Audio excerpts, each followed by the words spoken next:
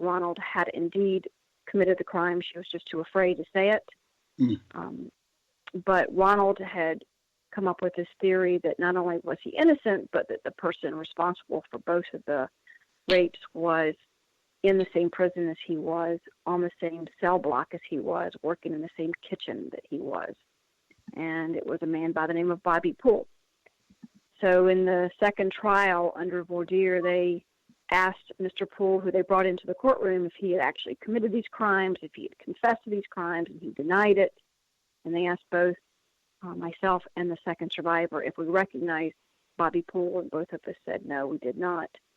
And was the man in the courtroom today that raped us? And we said yes, it was Ronald Cotton, and that's really all that needed to happen.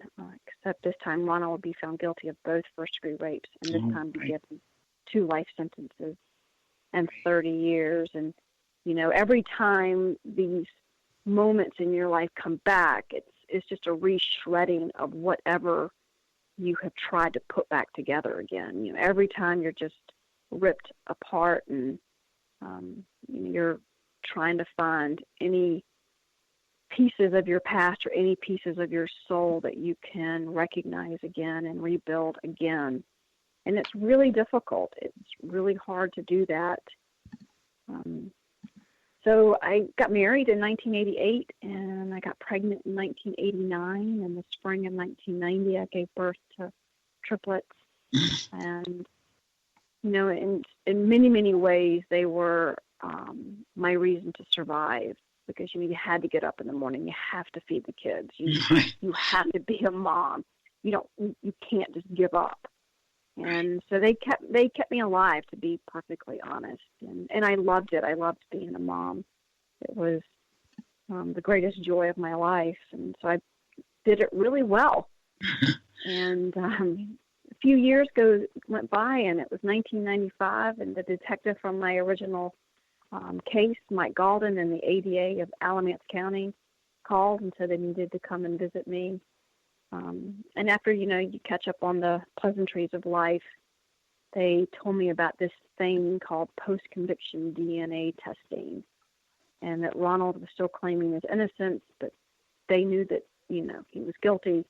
But if the courts allowed this testing to go through, my blood sample from the rape kit had disintegrated, and I would have to consent to another blood sample, which I just looked at them and said, let's go to the lab right now. Take my blood, run that test, because, who doesn't want to know the truth? And I had believed my truth for 11 years, and they believed their truth for 11 years. So nobody really thought too much about it. And I went to my doctor, and they took some blood, and they gave it to the detective, and off it went. And I didn't spend too much time wondering about the results until June of 1995, when they came back to my house and looked at me and said that the DNA did not belong to Ronald Cotton. It belonged to Bobby Poole. And, there's almost all of the survivors that I've talked to over the past use the same language, which is you just feel like the earth swallows you up. And, you just die again, again. Everything is a big black space, and you fall into it. Ronald was exonerated on June 30th, 1995. It was the first DNA exoneration in the state of North Carolina. It was a pretty new technique we were using, this DNA testing. But no one had used the DNA test also to conclude who it had been as well. So the news was really trying hard to find me, and I was really doing a good job of making sure they did not find me, because I did not want anyone to know about me. I had children. I had to protect them. I went into true hunker down protective mode. You change your phone number, change the locks, tell the teachers at their school, you can't answer the phone, you can't go to the front door, you can't go to the front yard, you can't go to the backyard. I mean, it's just, you go into hyper protective mode. And, I lived like that for a very long time. I didn't want anybody to know anything about it. But about a year and a half later, a man from Boston who was a frontline producer was doing a documentary about the fallibility of eyewitness ID. And he found me, tracked me down, and told me that he was going to be doing this film about memory. And would I tell my story? And of course I said, absolutely not. Why would I ever want anybody to know who I am? And he looked at me and said, well, Ronald's going to tell his story. And that was upsetting because I didn't want anyone to tell my story. It was my story. You can't tell my story unless you've been in my skin. So I agreed to tell my part of the story, but we could not be in the same city, the same state, ever. Because I knew that he was angry, and I knew that he probably wanted to hurt me or my family. And they agreed that Ronald would tell his story, and they would do the filming, with Ronald in Burlington, and they would do my filming in Winston-Salem, which is where I lived. And that was fine.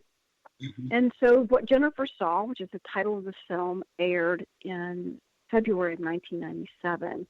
And the last thing I say in the film is I know that he's innocent, but I still see him in my nightmares. Mm. And the last thing Ronald says is, I know she's sorry, but I really need to hear that from her. And that was that impetus for me, that I knew that I had to take that next step. And the next step for me meant I had to see Ronald Cotton, because I didn't know Ronald Cotton as the man he was. I only knew him as the person I had created. Right. And if I didn't move that memory and put it in another place, then forever Ronald would take up that space in my brain, that being the face of, my rapist. Yeah. So I asked the detective in the case if we could meet at a church in private. I didn't want anyone knowing, not even myself. I didn't know where I was going, and Ronald didn't know where he was going. So somebody had to go pick us up and bring us so that the media couldn't find us. Oh. And so I just waited in this church where we were going to meet. And before I could get my thoughts together, he was there in the doorway. Mm. And I started to cry, and I just said to him how sorry I was for what had happened. And Ronald started to cry, and he looked at me and said, I don't hate you. We were both harmed. We were both hurt by the same person, which is Bobby Poole. And Bobby Poole intentionally hurt me. Bobby Poole intentionally hurt the other woman. Bobby Poole stayed free in the community for another 9 months and committed 24 other violent crimes, 6 of which were first-degree rape. That was all intent. That was all malice. Yeah. That's what he did. But he also knew that an innocent man was going to prison, and he didn't care. So we both had this place, this place that we could start from in a relationship, which was we both were hurt, and our families were hurt, and the community was hurt, and none of us got justice. No. And from that place, we were able to begin this kind of, what I call a healing journey. Mm-hmm. And we were able to take it together. What I didn't know was that we were actually doing restorative justice. I had never heard of that term before, but it's exactly what we were doing. And we spent the next 2 hours in that study talking and asking each other questions and learning about the things that we had wanted to know for all these years. And at the end of the 2 hours, we hugged and promised that, this was our journey, that we had traveled it together, we had survived it together, we would tell it together. Well, what I'd like to do is pick this up in our next segment and talk about the issue which you have raised, or just touched upon, of wrongful blame in cases which involve mistaken identity, and how to protect survivors. So we can certainly do that, and then like to involve Katie Monroe in our discussion as well. So I hope our listeners will come back and follow this. It is really a journey, Jennifer, as you have unfolded your story, and the journey is fascinating. It isn't just the book, which I loved, but your founding of Healing Justice. And as you spoke, I was thinking about the fact that you never sought out counseling after something like this. And really, that's what Healing Justice is all about, right? Yes, It is. So I think we will close today. And I just want to thank you so much for sharing this story. Even though it happened so very, very long ago, it makes no difference that it is still so clear in your mind, and not an easy story to tell, but important to tell, so that others who have been through a similar experience can possibly relate to what you are sharing today. So please return to Pursuing Justice. We will see you next time on Pursuing Justice. And I also always ask people to write to me with their thoughts and ideas at pursuing.justice5@gmail.com. So we'll see you next time.